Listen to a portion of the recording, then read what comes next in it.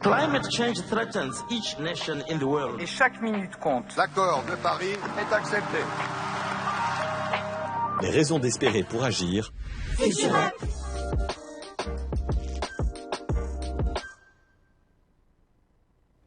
Bonsoir à tous, nous sommes ravis de vous retrouver ce soir pour la 9e session des webinaires KEA. Merci d'être là, merci d'être avec nous. Nous allons passer 1 heure ensemble avec Stéphane et moi-même Johanna. Nous allons avoir l'occasion de nous présenter juste après pour parler habitabilité des territoires. Après nous être présentés, nous rentrerons dans le vif du sujet.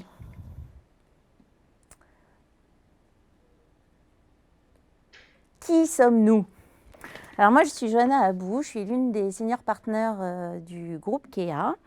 Je suis consultante, je suis coach, je suis aussi enseignante et je travaille à tout ce qui permet de faire atterrir des stratégies, donc sur les sujets de collectif, de vision, d'atterrissage des enjeux stratégiques pour une entreprise, d'opérationnalisation de cette stratégie en passant notamment par le sens que l'on va donner à cette stratégie. Et je travaille beaucoup sur la question des changements de comportement qui vont permettre de mettre en œuvre ces stratégies. Et ce soir, nous allons vous parler de changements de comportement autour de la question de l'habitabilité des territoires, mais vous allez en savoir plus tout de suite après la présentation de Stéphane, que j'ai le plaisir d'avoir avec moi pour ce webinaire, qui est en duplex de Grenoble. Et merci de nous excuser d'avance pour les petits soucis techniques qu'on pourrait éventuellement rencontrer pendant ce live. Stéphane, je te laisse te présenter. Oui, bonjour Johanna, bonjour à tous. Je m'appelle donc Stéphane Labranche, je me considère comme un sociologue du climat. J'étais un des précurseurs de cette discipline. Ce qui m'intéresse, moi, c'est de comprendre les freins et les moteurs au changement de comportement et des institutions face au changement climatique. Et là, aujourd'hui, on va vous parler d'adaptation, d'impact, de résilience et d'un point de vue de facteurs humains et non pas d'un point de vue des sciences naturelles. Merci Stéphane. Alors effectivement, on a prévu 3 temps. Un premier pour vous projeter dans la vision 2050. Un deuxième pour discuter ensemble des pistes d'action qu'on a commencé à travailler avec vous, les entreprises, mais également avec les collectivités au sein des territoires, etc. Et on vous parlera non seulement de démarches, méthodologie, mais aussi exemples concrets.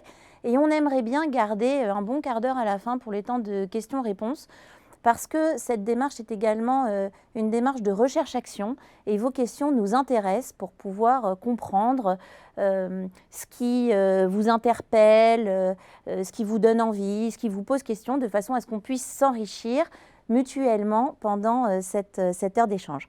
Alors Stéphane, tu as commencé à le dire, il va y avoir un certain nombre de mots-clés qu'on va avoir de façon récurrente pendant cette heure d'échange.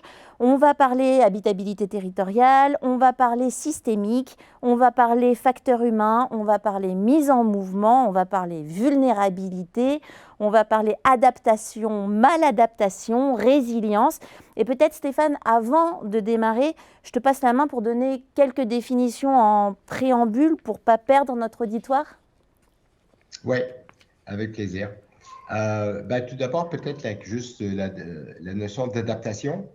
En fait, la notion d'adaptation sur le changement climatique nous a amené dans les sciences naturelles et sociales à changer notre façon de voir les choses. Avant, on voyait l'adaptation comme de la biologie. Vous vous souvenez de l'histoire de Darwin avec ses pinsons sur l'île, sur un changement dans le milieu, que les noix deviennent plus grosses et plus épaisses.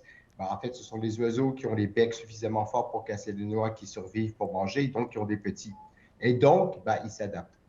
Sur le changement climatique, c'est assez différent parce qu'on parle tout d'abord de l'adaptation de nos sociétés. Donc, on n'attend pas d'avoir de la reproduction génétique pour être adapté aux nouvelles conditions du changement qui vont imposer le changement climatique. On parle plutôt, en fait, de notre capacité culturelle, tout d'abord, à nous adapter à des nouveaux changements. Mais attention, si on attend que les changements arrivent, il va déjà être trop tard.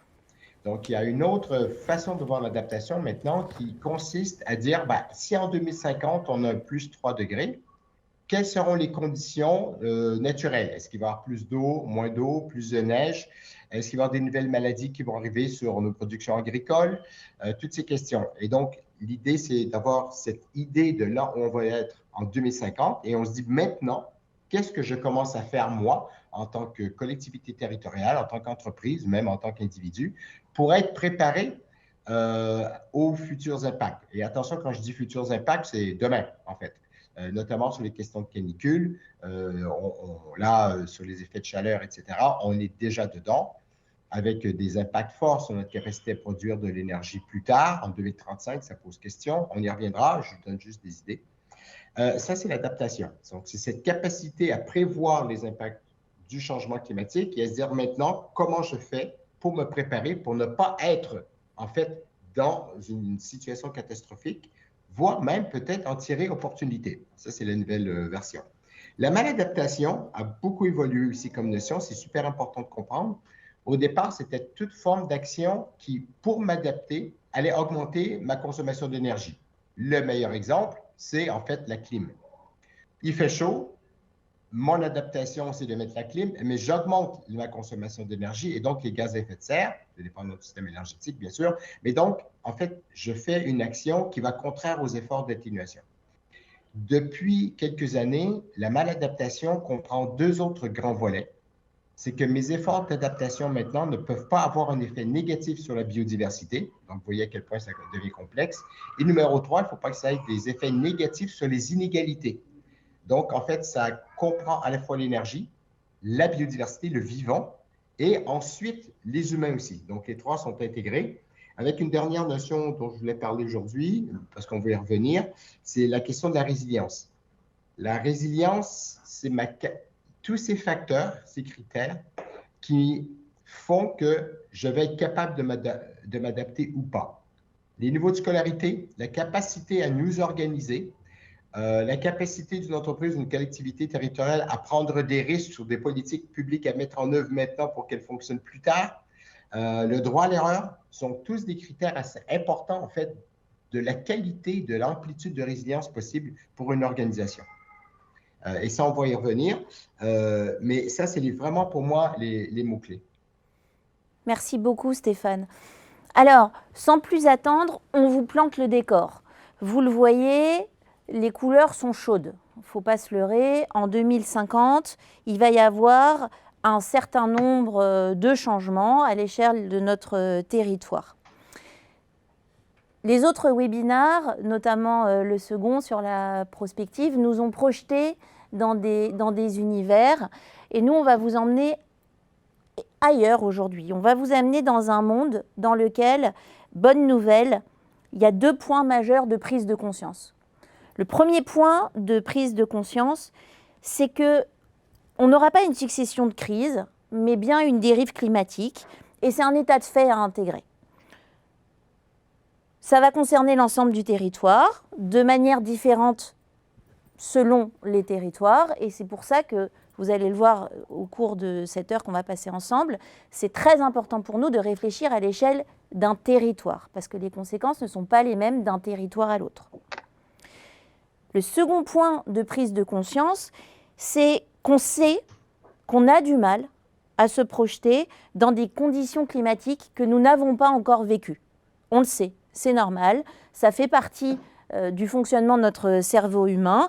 Et donc, quand on n'a pas vécu quelque chose, individuellement, on a du mal à se projeter et à l'anticiper, mais collectivement également. Et donc, même si on est convaincu de la nécessité de changer, le fait d'être convaincu de cette nécessité-là ne va pas suffire pour nous permettre de changer de nos comportements.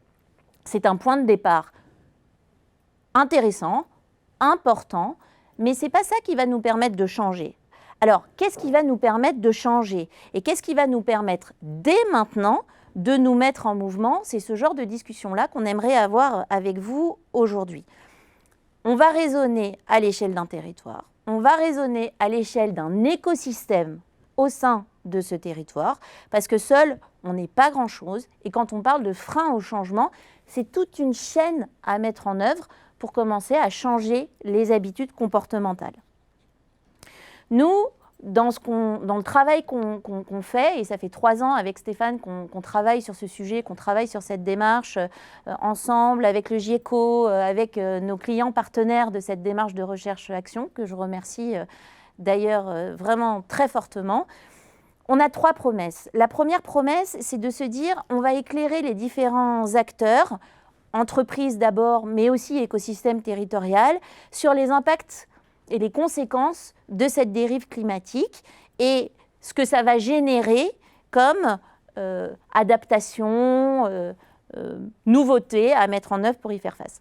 La deuxième, c'est qu'on cherche une méthode qui va être reproductible par l'entreprise, qu'elle va pouvoir s'approprier et qu'elle va pouvoir faire vivre au siège, au sein de ces régions, quand c'est une entreprise qui a une empreinte territoriale nationale. Et le troisième sujet, c'est comment on va organiser l'accès scientifique aux données. Voilà. J'espère que j'ai été claire. Stéphane, avant de passer à la planche suivante, est-ce que tu veux réagir sur ce que je viens de dire ? Non, ça va très bien parce que je vais pouvoir réagir sur la prochaine slide en fait. Super, merci. Ouais. Alors, quelques pistes pour passer à l'action, c'est un peu notre objectif. Pour nous, il y a un enjeu stratégique pour les entreprises d'appréhender ce sujet, de le prendre en main, non seulement pour la pérennité de ces activités, parce qu'à un moment donné, les activités qu'on fait aujourd'hui, les métiers qu'on fait aujourd'hui, le service qu'on fournit aujourd'hui sera peut-être le même qu'on fournira en 2050, peut-être pas, peut-être différent, peut-être des nouveaux métiers, peut-être les mêmes métiers mais exercés de façon différente. Et tout ça, c'est de la stratégie, c'est de la prospective, c'est de la projection, en prenant en compte les enjeux de planification écologique et d'habitabilité du territoire dans sa réflexion.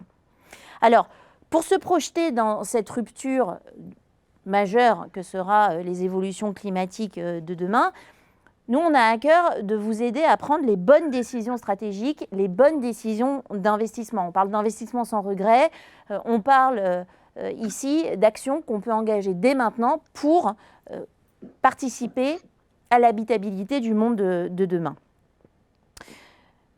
Je vous l'ai dit, il y a en premier lieu la question des freins qui sont à lever. Qu'est-ce qui va, quand on parle de facteurs humains, et Stéphane, tu reviendras dessus, empêcher la mise en mouvement d'un changement de comportement? Quels sont les biais qui existent? Quels sont nos facteurs limitants? Et quels sont les éléments qu'on va devoir identifier pour travailler? Ensuite, il y a la notion de temps. Comment on va réfléchir à l'aune d'un temps court pour construire le temps long de demain? Comment on va se projeter dans le temps long et rétroagir pour commencer à mettre en œuvre un certain nombre de choses dès maintenant? Et cette question de la temporalité n'est pas du tout évidente à traiter, mais elle est néanmoins tout à fait possible. Et on l'a vu dans les exemples qu'on vous donnera tout à l'heure, que la mise en mouvement sur ces sujets-là se fait vraiment très bien quand on travaille avec les parties prenantes de la région qui ont à cœur de réfléchir, de porter, d'accompagner cette ambition d'habitabilité de leur territoire. La logique systémique, on vous l'a dit, est essentielle parce que seul, on n'est pas grand-chose. Et par ailleurs, nous, on travaille beaucoup avec les entreprises de réseau, les notions de filière, les enjeux globaux sur les territoires. Et quand il y a un réseau qui tombe, les autres réseaux tombent. Quand il y a un problème d'infrastructure, ça a des conséquences et ça a un effet domino. Donc seul, on n'est pas grand-chose. C'est important de comprendre ce qui se passe quand nous, on dysfonctionne pour les autres, pour son territoire et pour les habitants de son territoire. Et donc, ces parties prenantes, nous, on vous encourage à les faire participer à la démarche dès le début de la réflexion dans une logique collaborative, constructive et encore une fois, très systémique. Stéphane, je te passe la main à ce moment-là pour revenir sur les enjeux facteurs humains et systémiques. Oui. Souvent, quand on parle de facteurs humains, on pense le niveau individuel. Au sein du GIECO, qui est le groupe d'experts sur les changements de comportement, on fait attention à ça parce qu'en fait, c'est une erreur. En tant qu'individu, on a une marge de manœuvre, une marge de choix, mais on vit aussi dans un milieu, que ce soit urbain ou rural, et même en ville, toutes les villes ne se ressemblent pas. Et je vis sur Grenoble et les effets sur Grenoble du changement climatique ne seront pas les mêmes que ceux sur Lyon, qui est à peine à 100 km d'ici. Et ce ne seront pas non plus les mêmes que ceux qu'on retrouve en haute montagne, qui sont à 4 km de Grenoble. Et donc, il y a toute cette question des sciences naturelles qui émerge ici dans la question de l'adaptation, mais pas que. Parce qu'en fait, la résilience, c'est notre capacité à nous humains, donc facteurs humains, individuellement et collectifs et en termes de fonctionnement, à prévoir, comprendre les futurs impacts et à dire maintenant, qu'est-ce qu'on va faire? Il y a plusieurs enjeux. Un des premiers, c'est la complexité. Parfois, face à une très grande complexité, le cerveau humain qui est un peu paresseux, il faut bien le dire, on n'a pas trop de surcharge cognitive, on est occupé à faire notre boulot au quotidien. Et là, arrive le changement climatique avec toute la complexité du futur, du probable, plus d'eau, moins d'eau, qu'est-ce que ça va faire sur ma production agricole, etc., etc. Et donc, ça, c'est un premier enjeu. Deuxième enjeu, c'est que le cerveau humain a tendance à aimer les récompenses immédiates. Je ne parle pas seulement de bonbons ou d'acheter un truc. Je parle que quand on fournit des efforts, ben, on a envie de voir des résultats. Et ça, c'est difficile parce que sur les questions d'adaptation au changement climatique, on va faire des efforts maintenant et on va savoir peut-être dans 20 ans si ces efforts auront payé ou pas. Il y a des bonnes nouvelles là-dessus. Je vous rappelle que la canicule de 2003 a fait 50 000 morts en Europe et que maintenant, les mêmes canicules n'ont pas cet effet parce qu'en fait, on a une réponse étatique et des pouvoirs publics qui fait qu'on a un plan d'urgence et donc on est devenu résilient sur cette question-là. Donc, ça, c'est important. L'autre enjeu, c'est justement cette pensée systémique auquel tu faisais référence. Alors, je vais simplement vous donner une idée. Au Québec, on parle déjà depuis 40 ans de socio-écosystème, mais ça fait un peu long sur un PowerPoint et ça fait un peu pompeux, mais n'empêche que c'est une bonne manière de voir les choses. C'est qu'en fait, on est en interaction constante avec le milieu naturel et on a un impact très fort sur ce milieu naturel. Mais à milieu naturel égal, si on en a deux qui se ressemblent beaucoup, on peut avoir deux ensembles d'acteurs humains qui, en fait, ne vont pas réagir de la même manière. Et dans un cas, on va avoir de la maladaptation et dans l'autre cas, on va avoir de l'adaptation. Donc, penser le système comme étant un socio-écosystème est important. Et le meilleur exemple que je peux trouver, c'est la question de l'eau. Si vous prenez un territoire où, par exemple, on a une forte présence d'une industrie qui a besoin de beaucoup d'eau, avec un peu d'agriculture à côté, ben, on se retrouve avec une diminution de l'eau, on va se retrouver avec des conflits d'usage. Et ces conflits d'usage, en fait, peuvent aller très loin jusqu'à un moment donné, les pêcheurs qui vont aussi vouloir avoir accès à l'eau, plus les loisirs, les bases de loisirs. Et dans ce cas-ci, ça va être en fait des décisions politiques et des négociations. Et de la manière dont on va partager l'usage de l'eau, et on va partager en fait aussi cette responsabilité de qui fait des efforts. Est-ce que ça va aller jusqu'à l'interdiction des piscines privées? On en parle déjà dans le sud de la France. Est-ce que ça va aller aussi à la construction de nouveaux barrages, sachant qu'il va y avoir des effets plus loin? Est-ce qu'on fait des retenues d'eau? Et si on a besoin d'eau en été pour pouvoir nourrir les centrales nucléaires, alors qu'il y a moins d'eau et qu'on va avoir une forte demande à partir de 2035 en climatisation et en voitures automobiles électriques, comment on partage tout ça? Donc, l'eau devient non seulement un enjeu de rafraîchissement en été pour aller à la base de loisirs, ça devient aussi un enjeu de production électrique au moment où on va en avoir le plus de besoin, où on aura le plus de difficultés à en produire. Donc là, il y a vraiment des décisions à la fois, pas seulement politiques dans le sens étatique top-down, mais territoriales, de négociation avec les différents acteurs et donc un socio-écosystème. Merci Stéphane. Il y a un autre point que tu soulignes souvent quand tu parles de ça. Tu dis, bonne nouvelle, si l'humain est la cause du dérèglement climatique, il peut aussi en être une solution. Et tu dis souvent que la plupart des grands problèmes individuels, collectifs et organisationnels que nous rencontrons sont complètement induits par nos propres comportements, plus que parce qu'ils se révèlent de l'extra-humain. Et ça, est-ce que tu peux nous en dire deux mots sur cette thèse que tu évoques de façon vraiment assez simple et qui, pour nous, dans cette logique de Future Up, est pleine d'espoir?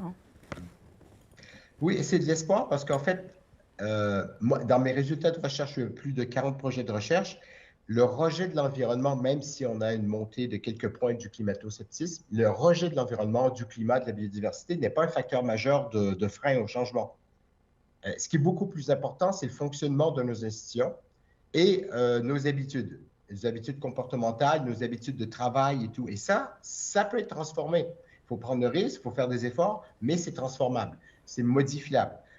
Parfois, c'est vraiment, désolé, mais c'est vraiment tout con, c'est qu'en fait, on peut se retrouver avec deux services qui ne se parlent pas. Et là, c'est un exemple concret que je vous donne. Le service voirie qui ne parlait pas au service mobilité. Et donc, quand un avait un projet, il ne parlait pas à l'autre. Pas parce qu'ils ne s'aimaient pas, ils pouvaient le café ensemble. Mais en fait, c'est en termes de fonctionnement d'une institution. Il n'y avait pas ce partage de projets. Et donc, en fait, ils faisaient des trucs qui étaient largement sous-optimaux d'un côté et de l'autre. Alors que s'ils avaient bossé ensemble, ils auraient pu atteindre des objectifs beaucoup plus ambitieux. Mais ça, on le rencontre dans beaucoup d'institutions. Et une des choses qui émerge, en tout cas en termes de collectivités territoriales et d'entreprises qui prennent en compte les questions d'adaptation au changement climatique, ce sont justement des entreprises et des collectivités territoriales, c'est vrai pour les deux, qui en fait ne fonctionnent pas en silo, qui ont plus tendance à travailler en transversal, en projet conjoint, avec des approches un peu différentes. Et ça, c'est clé. Pour moi, quand j'analyse le fonctionnement d'une institution, c'est la première chose que je regarde et ça me dit tout de suite s'ils sont innovants ou pas sur les questions de climat et d'énergie. Pour moi, c'est un facteur très fort d'identification du niveau d'implication potentielle. Pas de désir d'implication, mais d'implication réelle. Merci Stéphane. Alors, on n'a pas besoin de vous définir la notion de silo. On n'a pas besoin de vous expliquer à quel point c'est parfois compliqué de mettre en place des logiques de réflexion transverses. En revanche, tout ça, ce sont des éléments que nous, on a pris en compte pour construire une méthode qui permet d'accompagner une entreprise dans sa réflexion autour de la planification écologique pour répondre à ces sujets d'habitabilité du territoire. Le sujet posé à l'origine est assez simple, c'est qu'est-ce qui va faire que moi, entreprise, j'œuvre pour que le territoire dans lequel je travaille, mes collaborateurs travaillent, mes produits sont vendus, mes services sont distribués, ma famille vit, va pouvoir être habitable en 2050. Et quel est mon rôle à moi, entreprise, de plus en plus engagée dans ces questions-là, pour avoir une vision de mon territoire et m'adapter, modifier ma stratégie, ma façon de faire les choses pour pouvoir continuer à fournir des services qui sont essentiels à mon territoire et qui le seront encore en 2050. Stéphane vous l'a dit de façon très sympathique dans ses exemples avec la base de loisirs, mais la question de l'eau, elle est complexe. Si demain, quand on ouvre nos robinets, on n'a plus d'eau, très rapidement, il va y avoir un repli sur soi, une panique généralisée, des comportements déviants et ça va absolument dysfonctionner dans le territoire en question. Pareil avec l'électricité, pareil avec les questions de santé, pareil avec les questions de transport, pareil avec tous ces biens premiers qui permettent à un territoire d'être dans une logique de cohésion. Et ça, bonne nouvelle, on a en France des entreprises solides qui savent se projeter, qui savent construire les choses pour travailler à leur pérennité et continuer d'exercer des activités essentielles pour l'habitabilité de nos territoires. Alors, la méthode qu'on propose est en 3 temps. Le premier temps, c'est de faire ce que nous, on a appelé de la prospective territoriale. Qu'est-ce qui va se passer sur mon territoire ? Quelles vont être les conséquences de la dérive climatique? Quelles sont ce que nous, on appelle causes racines? Intempéries, inondations, sol argileux, hausse des températures, etc., qui vont venir transformer la réalité que je connais aujourd'hui de mon territoire. Et quand on fait ce travail de prospective territoriale, on interroge les parties prenantes du territoire, internes à l'entreprise mais aussi externes, pour comprendre leur vision des enjeux du territoire et les conséquences que ça peut avoir pour leur territoire. Et au passage, on interroge les parties prenantes, politiques, régionales, etc., sur le rôle qu'elles perçoivent des entreprises dans cette projection. Et on commence à faire un éveil des esprits pour se dire, tiens, c'est des mondes qui ne sont pas si disconnectés que ça. Et quand on parle de systémique territoriale, alors à un moment donné, le monde des entreprises, le monde des chercheurs, le monde des élus, le monde des collectivités, le monde des associations, tous ces mondes-là doivent à un moment se retrouver pour avoir des espaces, pour réfléchir ensemble à l'avenir de leur territoire. Ça ne se fait pas comme ça, on n'est pas des naïfs, c'est pas facile, mais ça s'organise et ça peut tout à fait se faire. Le deuxième temps, c'est autour des conséquences que vont avoir pour mon activité à moi, entreprise. C'est des risques que j'ai préalablement étudiés. Qu'est-ce qui va se passer? Quelles sont les activités que je vais pouvoir continuer à faire sans grand changement majeur? Quelles sont celles qui, au contraire, vont être impactées? Et comment vont-elles être impactées? Et ça, encore une fois, bonne nouvelle, personne ne nous a attendus pour faire cet exercice et de nombreuses entreprises ont déjà commencé à étudier d'un point de vue technique, la résilience de leurs activités. Nous, ce qu'on leur ajoute, si vous voulez, c'est la petite épice du facteur humain qui va permettre à un moment donné de prendre en compte l'ensemble des facteurs qui vont être nécessaires pour la réalisation de cette projection. Et puis, un dernier temps qui est très concret est autour des métiers des individus. Est-ce que ce sera les mêmes métiers demain? Si oui, est-ce que la façon d'exercer ces métiers va évoluer? Les conditions d'exercice de ces métiers vont-elles évoluer? Est-ce qu'il va y avoir d'autres métiers à anticiper? Et tout ça, c'est des questions qu'on est en train de travailler avec les entreprises qui nous ont fait confiance jusqu'à présent et qui nous permettent de poser une question qui est « sommes-nous tous prêts ?» Et oui, on est en train de se préparer, on est en train de se mettre en mouvement. Il y a énormément de choses qui existent à l'échelle des territoires, mais pour nous, il y a quelques ingrédients pour que ça marche. Stéphane, tu veux rajouter quelque chose là-dessus ou Oui, je voulais rajouter un truc important sur cette question de démarche. Quand on dit de faire de la prospective territoriale, on dit d'abord, en fait, faire de la science, c'est-à-dire des sciences naturelles. Quels seront les impacts du changement climatique sur mon territoire, mais aussi sur les activités humaines. Est-ce que je vais continuer à faire pousser des vignes ou je vais devoir me mettre aux orangeraies? Est-ce que je vais continuer à faire du ski en moyenne montagne ou est-ce que je devrais diversifier mon économie? Et ça, ce sont les impacts parce que s'il n'y a plus de neige en moyenne montagne, on ne peut plus continuer à dépendre du ski. Donc ça, c'est la prospective. Mais ce que je suis en train de dire, c'est que la science, elle est nécessaire, mais elle est amplement insuffisante pour nous dire quoi faire ou comment faire. Ça nous donne une indication de dire, ben là, il va y avoir moins de pluie. OK, je fais quoi s'il y a moins de pluie? Et ça, c'est le facteur humain. Ça, c'est super important. Ce sont les sciences sociales et des comportements, mais aussi l'économie, la planification urbaine ou du territoire de montagne, etc., qui rentrent en compte. Si on parle d'élévation du niveau de la mer, ben, bien entendu, des villes comme Marseille pourraient éventuellement, New York, Londres, etc., vont être impactées, mais pas Grenoble. Donc, ça ne sert à rien de parler d'élévation de la mer ici. En revanche, notre économie à Grenoble va peut-être en prendre un petit coup quand les stations de basse et de moyenne montagne ne seront plus accessibles parce qu'il n'y aura plus de neige et que les stations de haute montagne, ben, en fait, vont coûter beaucoup plus cher parce qu'il y aura plus trop de demande. Donc, cette question de la science, souvent, on a une attitude qui dit si les gens ne savent pas quoi faire, c'est parce qu'ils n'ont pas assez de science. Il leur faut plus de science. C'est faux. On a fait une enquête nationale auprès des chargés de mission des stratégies d'adaptation territoriale et les 2/3 d'entre eux disaient non, on a assez de science. Ce qu'il nous faut, c'est des outils opérationnels pour savoir ben, qu'est-ce que je fais avec les informations scientifiques que j'ai. Donc ça, c'est très, très, très important. Et ça fait partie justement du travail avec les acteurs du territoire. De quoi ont-ils besoin à partir de ces données scientifiques? Il y en a qui ne sont pas pertinentes, d'autres sont simplement pas compréhensibles et d'autres sont pertinentes et compréhensibles, mais on ne sait pas quoi faire avec. Et ça, c'est important. C'est là qu'on peut aller dans l'évolution des métiers, non seulement des métiers quotidiens des entreprises, mais aussi des collectivités territoriales, de la planification urbaine, de la stratégie économique sur les 10-15 prochaines années. Il y a tous ces enjeux-là. Si vous voulez mettre en place ou construire une nouvelle usine de je ne sais pas trop quoi quelque part, mais qui va demander beaucoup d'eau sur une région où il n'y en aura plus dans 15 ans, c'est peut-être pas rentable pour personne.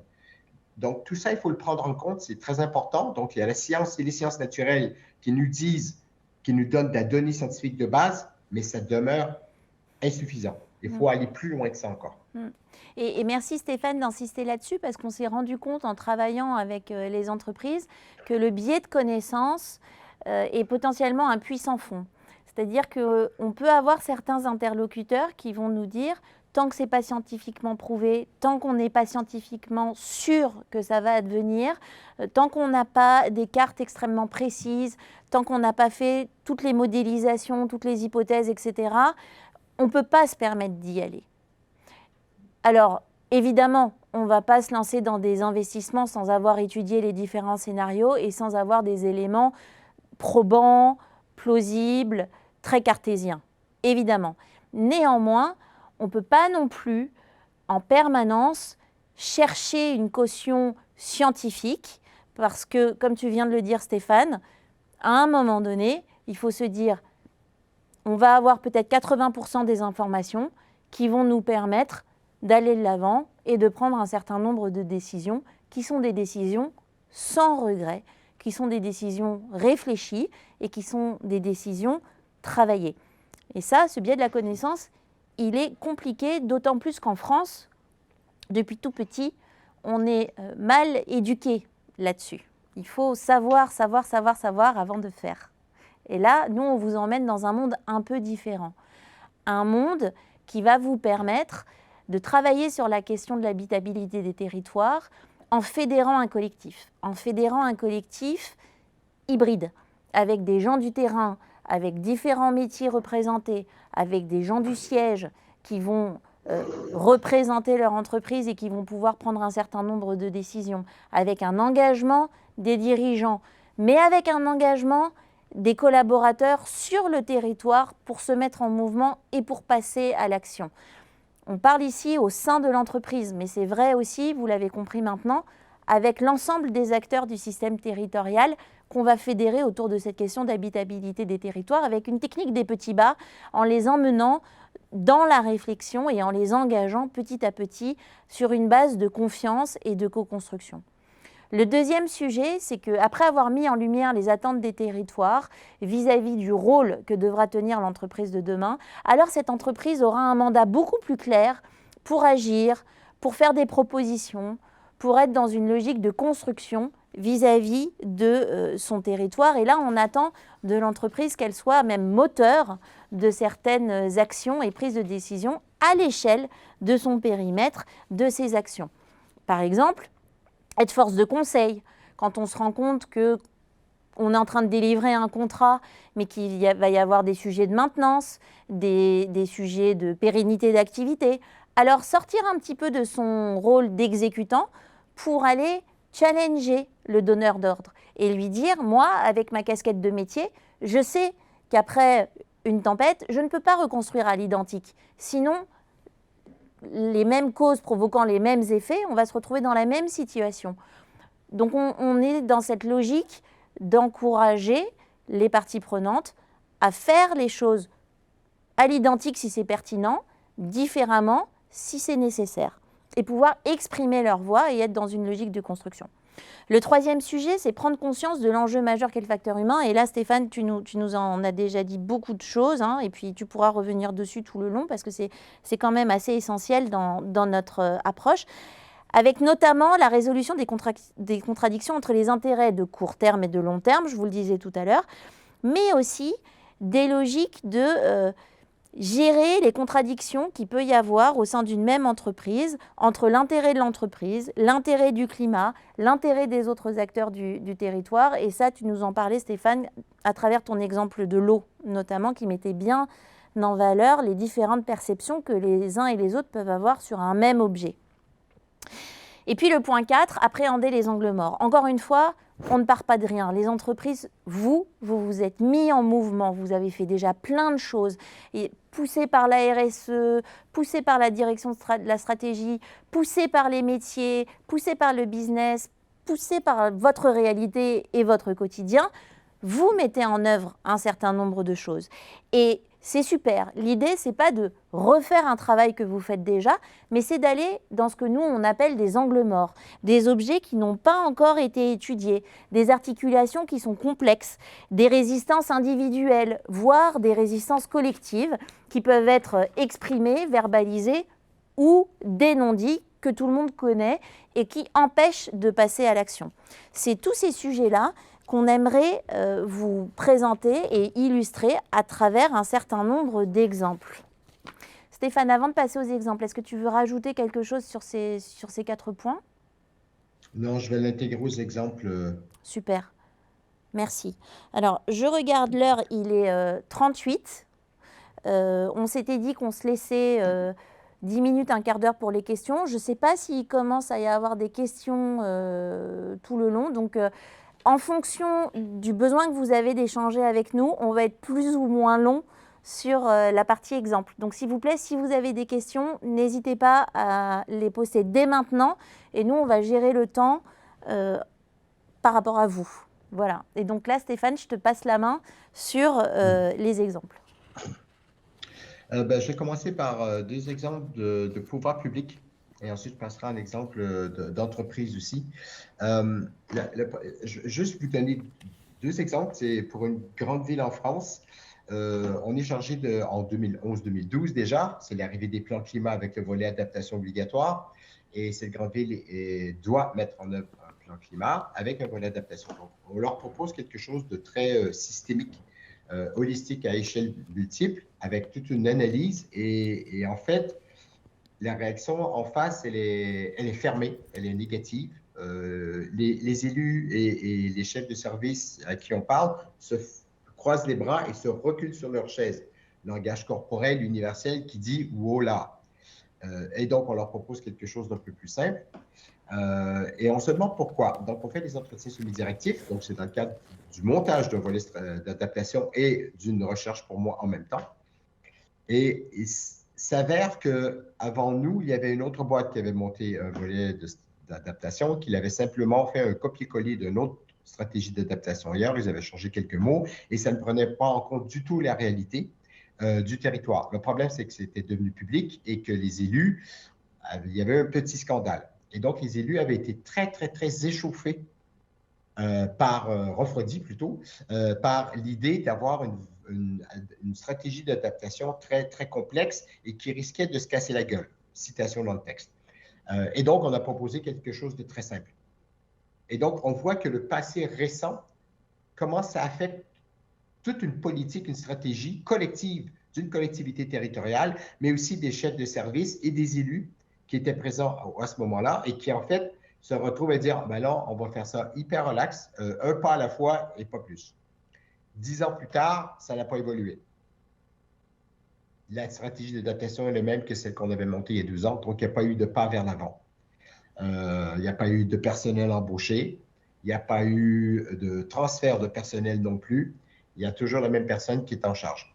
Donc, vous voyez comment un fonctionnement institutionnel comme ça, c'est un facteur humain, mais collectif. On propose ensuite une démarche très simple à une autre collectivité territoriale et la personne commence à poser des questions, mais hyper pertinentes sur le climat, mais trop pertinentes, trop poussées. Et là, j'ai un doute. Je dis, mais vous faites quoi dans la vie à part être élu? Et en fait, il travaille pour Météo France, c'est un climatologue. Et donc, est-ce qu'on peut vous proposer quelque chose de vraiment, vraiment holistique, systémique, avec toute une grille d'analyse, etc. Et bien, il dit, j'en demande pas moins. Et donc, vous voyez comment, en fait, l'expérience passée et une personne peut faire parfois une différence sur cette capacité à prendre ce qui pourrait être un risque politique dans un cas, mais pas dans l'autre, qui était une évidence même. On est dans la subjectivité, on n'est pas dans l'objectivité. Et en fait, dans ce deuxième cas, la situation géographique et les impacts sur le milieu naturel étaient beaucoup plus complexes que dans la grande ville. Et donc là, il y avait vraiment une ambition très, très forte. Donc, ça, c'est super intéressant. 2 autres exemples qu'on voit venir. Ça, je l'ai lu dans les médias il n'y a pas très longtemps. Vous vous souvenez de la dernière grosse tempête qu'il y a eu dans le Nord. On savait qu'il allait y avoir des coupures d'électricité. On savait qu'il allait y avoir des problèmes avec les transformateurs. Et donc, Enedis a envoyé ses équipes avant la tempête pour qu'ils soient déjà sur place, pour que quand la tempête cesse, il y a déjà une équipe de secours, une équipe pour réparer et faire en sorte que l'électricité revienne le plus rapidement possible. Parce que je vous rappelle que sans électricité, c'est compliqué d'avoir des hôpitaux qui fonctionnent, c'est compliqué d'avoir du chauffage, c'est compliqué d'avoir de la nourriture, d'amener d'autres secours. Il y a tous ces enjeux-là. Et donc ça, pour moi, ça, c'est une manière d'être résilient, c'est de prévoir un peu d'avance, de dire comment on réagit avec nos équipes maintenant. Et il y a d'autres entreprises qui le font aussi. Sur le bord de mer, il y a des collectivités territoriales qui regardent la montée du niveau de l'eau. Il y a des entreprises qui disent, est-ce que c'est vraiment intelligent maintenant de commencer à investir ici, sachant que dans 15 ans, on risque de se retrouver avec les deux pieds dans l'eau. Ou si on ne se retrouve pas avec les deux pieds dans l'eau, l'augmentation légère du niveau de la mer, ça on le sait, augmente en fait la puissance des tempêtes. Donc, est-ce qu'on construit autrement ou est-ce qu'on construit ailleurs? Et ça, c'est à la fois des décisions de politique publique, de planification urbaine, mais d'investissement aussi, de banques, d'assurance. C'est un dernier aspect dont je voulais parler, c'est la question des assurances. Les assurances font un travail de collecte de données scientifiques sur les catastrophes naturelles depuis plus de 100 ans. Certaines sont plus avancées que le GIEC sur ces questions-là. Et ils savent exactement combien ça leur coûte, combien de gens sont impactés et pour combien de dommages. Et ça fait depuis 15 ans qu'elles nous disent qu'il va falloir penser à un autre système d'assurance pour les habitants parce qu'elles ne seront plus capables de payer des cotisations. Et là, cette année, les assurances internationales ont renvoyé la balle en disant, on se fait 15 ans qu'on vous le dit, là, il y a une partie des populations américaines qui n'est plus assurable en raison des tempêtes.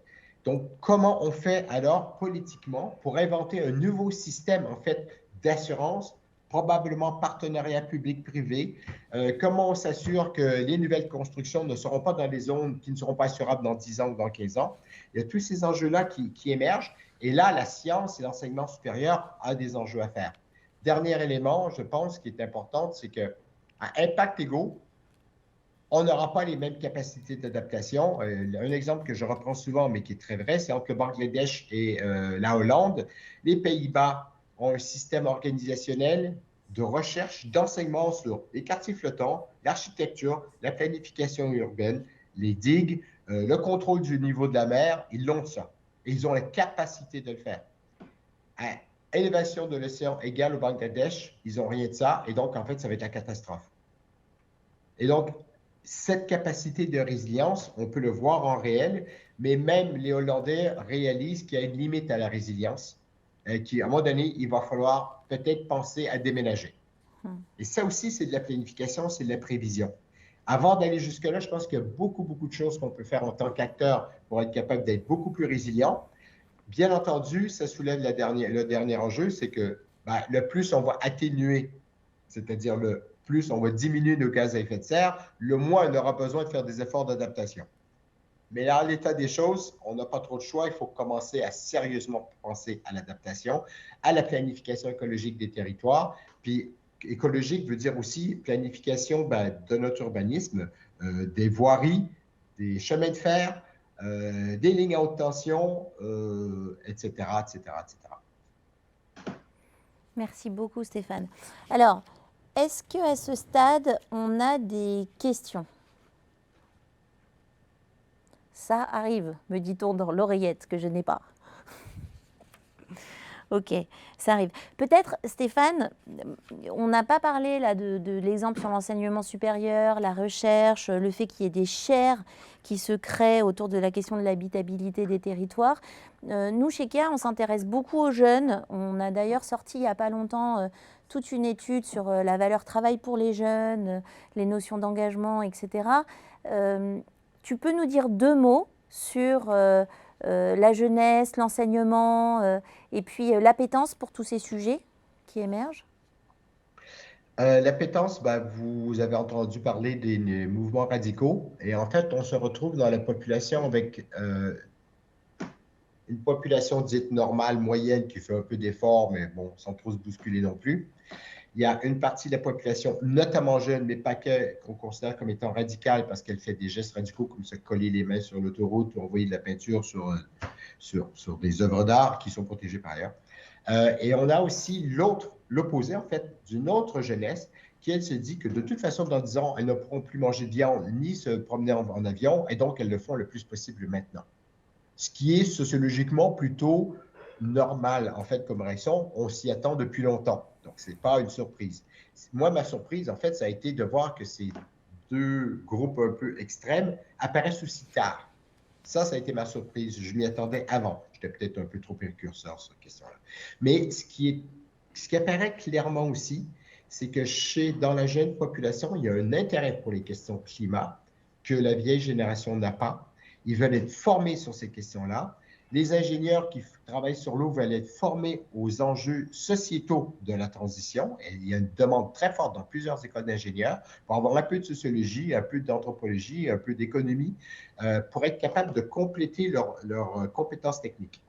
L'autre élément que je trouve intéressant, c'est un signal faible qui émerge, mais ça, je pense que les chefs d'entreprise vont dire oui, j'ai vu ça aussi, c'est que maintenant, quand on fait un entretien d'embauche, c'est ce qu'ils me disent, on se retrouve sur le siège en fait opposé où le jeune en face, le candidat, nous pose des questions sur en fait notre démarche de transition, sur le bien-être au travail, sur l'innovation, sur le droit à l'erreur. Et en fait, on sent que ce sont des conditions qu'ils nous posent, eux, alors que c'est nous qui sommes en train d'embaucher. Et il y en a beaucoup qui m'ont dit la même chose. Et il y a une grosse partie de ces valeurs-là chez les jeunes qui, en fait, regardent un boulot, ils se disent « ça pourrait m'intéresser si », et dans ces « si », il y a des critères écologiques. Merci beaucoup, Stéphane. Et donc, ça, c'est assez important et ça émerge de manière assez forte depuis la sortie du COVID, notamment. Bien intéressant. Merci beaucoup, Stéphane. Je t'interromps parce qu'on m'a fait parvenir 3 questions. On va voir qui, toi ou moi, y répondons. La première, c'est est-ce que vous avez la possibilité de vous appuyer sur des espaces de réflexion communs, entreprises, collectivités existants, pour gagner du temps et identifier les interlocuteurs collectifs coopérants les plus réceptifs? Je te dis les 3 questions et après on va y répondre. La deuxième question, je te les redirai aussi encore à nouveau. La deuxième question, c'est quel partenariat public-privé pour soutenir l'habitabilité des territoires sans entraver la dimension économique? Et la troisième, comment convaincre les acteurs privés?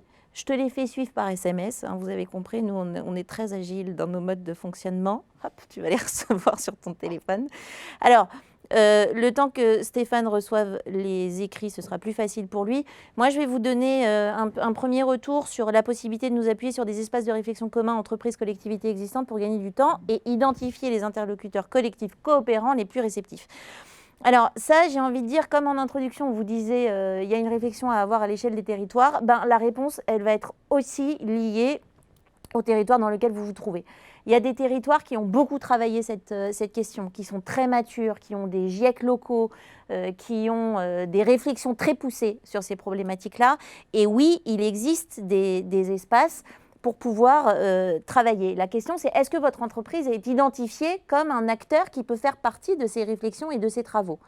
Si oui, c'est génial, il y a tout un champ des possibles. Sinon, qu'est-ce qu'on fait pour que vous soyez repéré comme un acteur, partie prenante fondamentale dans cette logique d'habitabilité des territoires?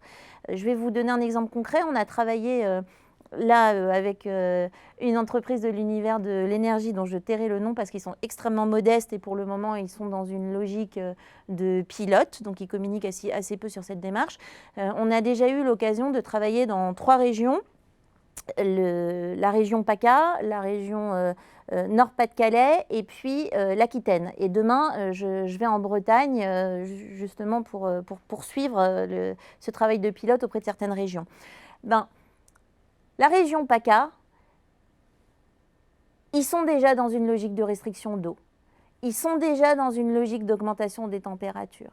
Ils sont déjà dans une logique de saisons qui sont transformés, etc.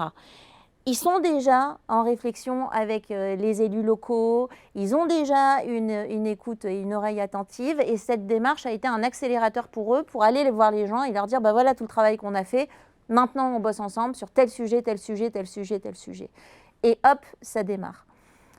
D'autres régions sont moins matures et cet exercice-là demande plus de temps. Peut-être, Stéphane, est-ce que tu veux répondre à cette question ou à une autre? Je vois qu'il est 52. Oui.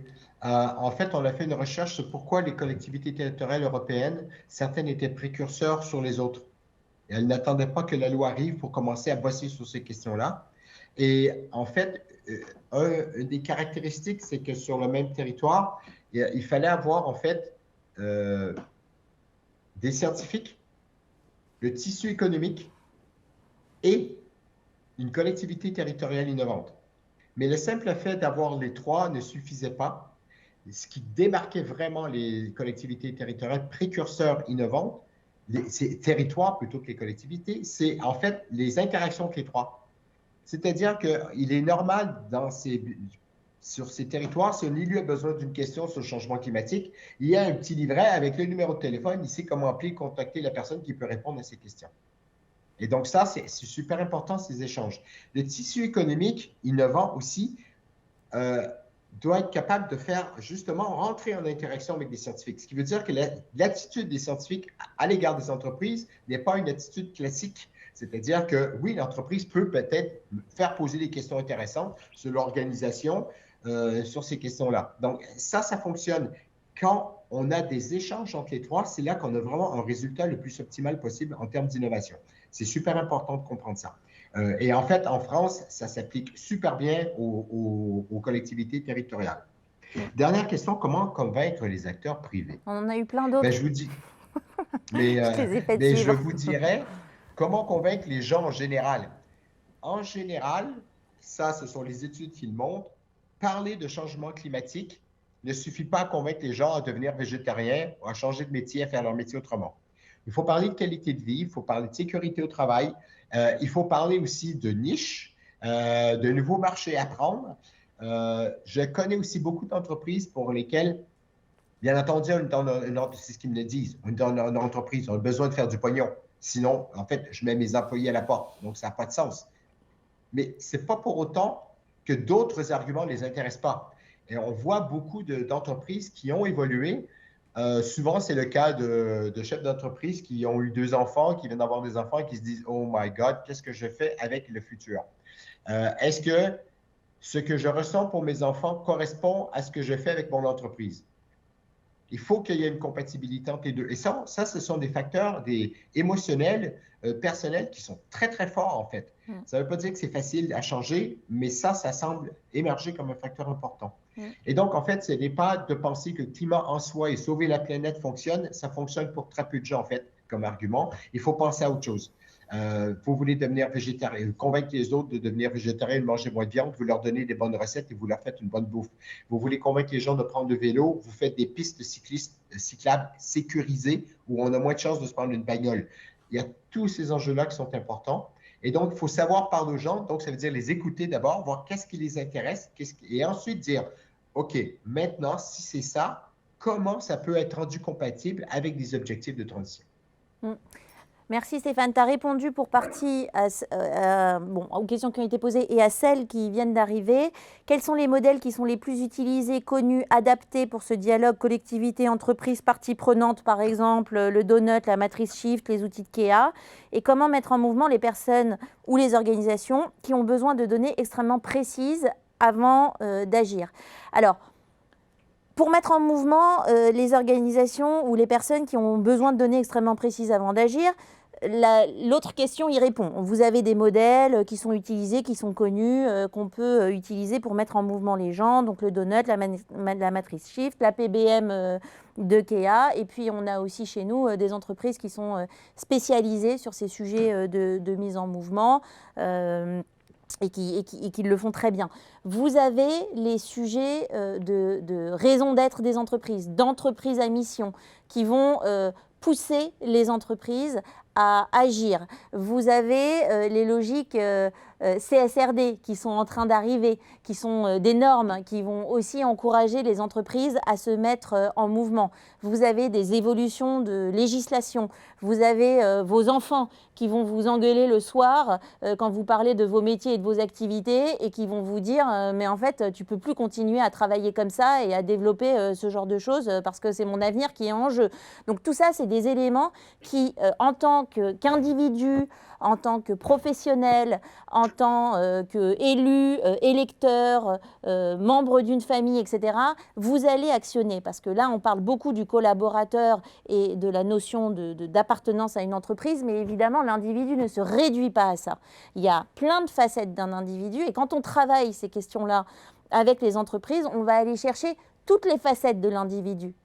L'individu citoyen, l'habitant de sa région, qu'il aime et dans laquelle il a envie de prendre sa retraite, le parent, l'ami, le voisin, voilà.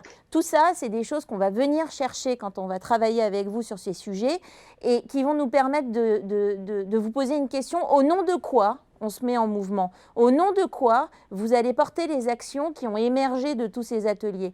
Qu'est-ce qui va vous permettre d'agir alors qu'évidemment, ça s'ajoute à votre quotidien, à votre to-do list, à vos feuilles de route, etc.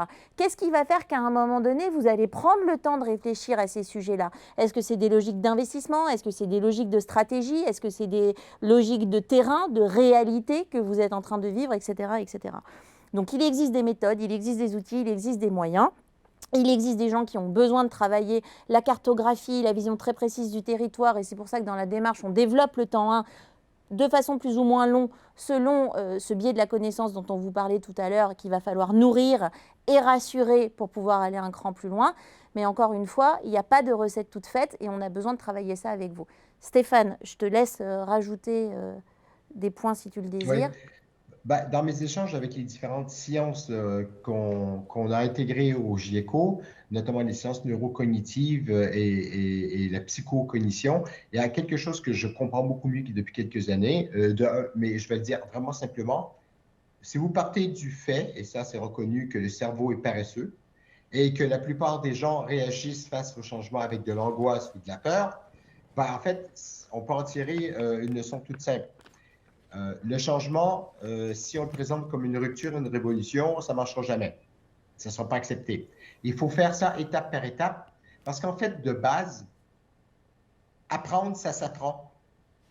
Demandez à n'importe qui a 45 ans ou 50 ans retourne sur les bancs d'école à quel point c'est douloureux parce qu'on a oublié d'apprendre comme ça.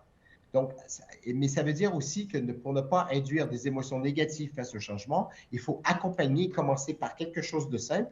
On ressent une certaine victoire, une certaine satisfaction d'avoir accompli quelque chose de simple. Puis aussi, on se dit, franchement, on aurait pu aller plus loin. OK, deuxième étape, on va un peu plus loin. On voit ça un peu plus ambitieux. On commence à partir d'une petite cellule de 3-4 personnes avec qui on peut, par exemple, expérimenter avec un new mode de management. Dire, là, ça semble fonctionner. Quels sont les retours d'expérience, les leçons qui ont été apprises? Comment on peut le transférer dans d'autres services ou le diffuser à plus grande échelle, tout dépendant de ce que vous avez appris. Et donc, il y a ces éléments-là qui sont très importants, c'est-à-dire étape par étape, simplifier les choses. Ce qui s'implique que ceux qui encadrent et poursuivent et contribuent à ce changement, qui le drive, sont obligés de prendre un peu plus de charge cognitive que les autres. Super, merci beaucoup. Il faut le prendre à leur place. Voilà. Merci beaucoup Stéphane pour ce complément. On est arrivé au bout de notre heure d'échange. Il me reste quelques secondes pour vous remercier, vous, l'auditoire, pour votre présence et vos questions. Toi Stéphane, merci beaucoup de t'être prêté à l'exercice, c'était précieux. Vraiment, voilà, merci à toi. Merci à toute l'équipe qui travaille avec nous sur ces sujets. Angelo, Sioram, Lucie, Chloé, voilà, vous tous qui êtes là pour réfléchir avec nous sur ces sujets. Merci aux clients qui nous ont fait confiance. Merci aux régions avec qui nous avons pu travailler et avec qui nous allons travailler. J'espère pouvoir continuer à pousser avec vous ce genre de sujet. Merci à tous ceux qui sont là dans le studio pour avoir rendu ça possible. On arrive quasiment au bout de notre programme FutureUp. Il y a une dernière conférence que je vous encourage à aller voir demain autour des nouvelles formes de commerce qui viendra clôturer ces 10 séances de webinaire de FutureUp. Merci à tous et à très bientôt. Climate change threatens each nation in the world. Et chaque minute compte. L'accord de Paris est accepté. Les raisons d'espérer pour agir. FutureUp.